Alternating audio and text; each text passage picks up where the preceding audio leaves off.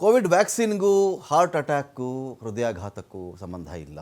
Cardiac arrest ಅಂತಿರೋ, ಹೃದಯಾಘಾತ ಅಂತಿರೋ, ಹಾರ್ಟ್ ಅಟ್ಯಾಕ್ ಅಂತಿರೋ ಏನೋ ಇರಲಿ, ಏನೂ ಸಂಬಂಧನೇ ಇಲ್ಲ.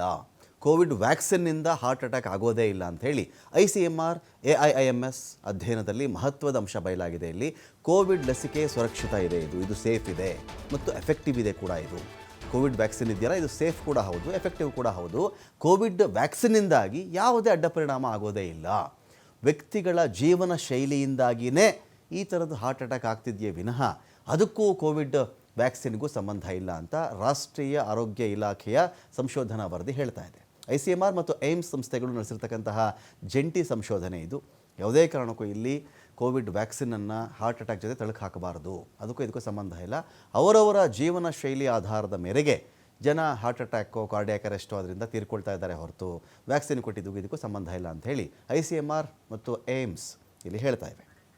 ಇಟ್ಟಿಸ್ಕೊಳ್ಳೋಕ್ಕಿದ್ದು ಗಣೇಶ್ ಹೆಗಡೆ ಏನಾಗಿದೆ, ನಮಗೆ ಹಾಸನ ಆಗಲಿ ಅಥವಾ ಚಿಕ್ಕಮಗಳೂರು ಭಾಗದಲ್ಲಿ, ಚಿತ್ರದುರ್ಗ ಭಾಗದಲ್ಲಿ ಸರಣಿಯಾಗಿ ಜನ ಸಾಯ್ತಾ ಇದ್ದಾರೆ.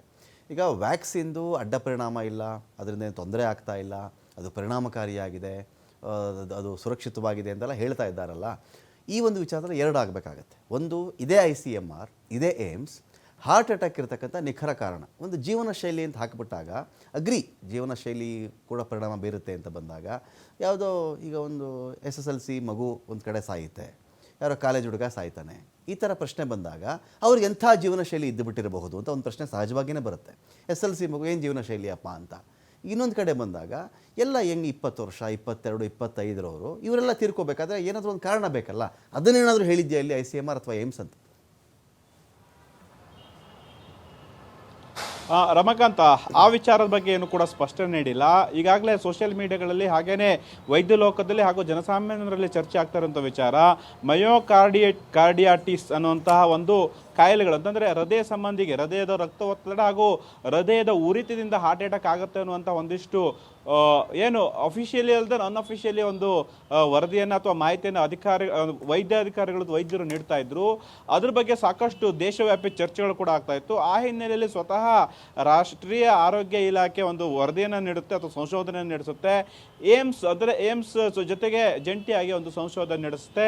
2019ರಲ್ಲಿ ಆದಂತಹ ಕೋವಿಡ್ ನಂತರದ ಸಂದರ್ಭದಲ್ಲಿ ಬಂದಂತಹ ಲಸಿಕೆಗಳನ್ನು ಪಡೆದುಕೊಂಡಂಥವರ ವ್ಯಕ್ತಿಗಳು, ಹಾಗೇನೆ ಬೂಸ್ಟರ್ ಡೋಸ್ಗಳನ್ನು ಪಡ್ಕೊಂಡಂತಹ ಮಕ್ಕಳಾಗಿರಲಿ ಅಥವಾ ವೃದ್ಧರಾಗಿರಲಿ, ವಯಸ್ಕರಾಗಿರಲಿ, ಅಂಥವರ ಒಂದಿಷ್ಟು ಸಮೀಕ್ಷೆಗಳನ್ನು ಸಂಶೋಧನೆ ಮಾಡುವ ಮೂಲಕ ಈಗ ಪ್ರಮುಖವಾಗಿ ನಮ್ಮ ರಾಜ್ಯದಲ್ಲಿ ಹೊರತಾಗಿ ಎಲ್ಲ ರಾಜ್ಯಗಳಲ್ಲಿ, ಬಹುತೇಕ ದೇಶದಲ್ಲಿ, ನಗರಗಳಲ್ಲಿ ಮಧ್ಯವಯಸ್ಕರಿಗೆ ಏನು ಹೃದಯ ಸಂಬಂಧಿ ಕಾಯಿಲೆಗಳು ಬರುವಂಥದ್ದು, ಹಾರ್ಟ್ ಅಟ್ಯಾಕ್ ಆಗುವಂಥದ್ದು, ಹಾಗೆಯೇ ಮೃತಪಡುವಂಥ ಪ್ರಕರಣಗಳು ಹೆಚ್ಚಾಗ್ತಾ ಇದೆ. ಹಾಗಾಗಿ ನಿಖರವಾದ ಕಾರಣ ಏನು ಅನ್ನೋದನ್ನು ಸಂಶೋಧನೆ ಮಾಡಿದ ಸಂದರ್ಭದಲ್ಲಿ ಕೋವಿಡ್ ನಂತರದ ಲಸಿಕೆಯನ್ನು ಯಾರ್ಯಾರು ಹಾಕ್ಕೊಂಡಿದ್ರು, ಬೂಸ್ಟರ್ ಡೋಸನ್ನು ಎರಡನೇ ಡೋಸನ್ನು ಯಾರು ಪಡೆದುಕೊಂಡಿದ್ರು, ಹಾಗೇನೆ ಅಂಥವರಿಗೆ ಯಾವುದೂ ಕೂಡ ಹೃದಯ ಸಂಬಂಧಿ ಕಾಯಿಲೆ ಬಂದಿಲ್ಲ.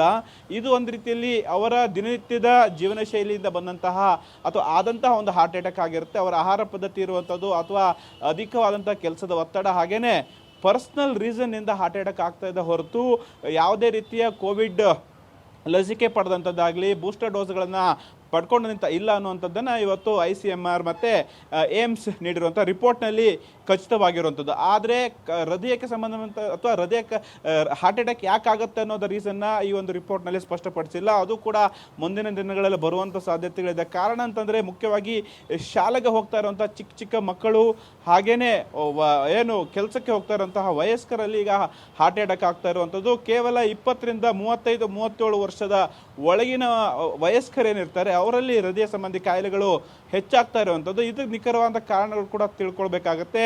ಖಾಸಗಿ ವೈದ್ಯರು ಕೂಡ ಹೇಳುವಂಥದ್ದು ಲಸಿಕೆಗಳಿಂದನೂ ಕೂಡ ಆಗಿರುವಂಥ ಸಾಧ್ಯತೆಗಳಿದೆ ಇತ್ತು. ಯಾಕೆಂದರೆ ಕೆಲವರಿಗೆ ಒಂದು ಹಾರ್ಟ್ ಅಟ್ಯಾಕ್ ಆಗುತ್ತೆ ಅಥವಾ ರಕ್ತದ ಒತ್ತಡಗಳು ಜಾಸ್ತಿ ಆಗ್ತಾ ಇತ್ತು ಅನ್ನುವಂತಹ ಮಾಹಿತಿಗಳಿತ್ತು. ಆದರೆ ಅದೆಲ್ಲ ಒಂದು ಚರ್ಚೆ ವಾದಕ್ಕೆ ಈಗ ಏಮ್ಸ್ ಹಾಗೂ ICMR ಫುಲ್ ಸ್ಟಾಪ್ ನೀಡಿರುವಂಥದ್ದು. Ramakant, thank you Ganesh.